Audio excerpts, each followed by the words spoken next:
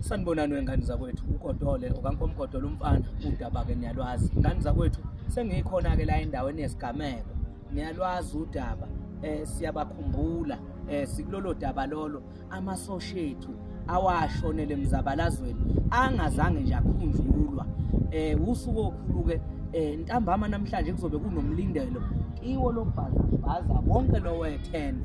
Yebo, ngane zakwethu kusasa kuzobe kumnandi kakhulu-ke kusasa kuzobe sekukhona nomsholozi ubaba uNcamalala ezoba phakathi kwethu ezositshela ngokubaluleka kwamasosha okuyiwona asilwela kulelizwe.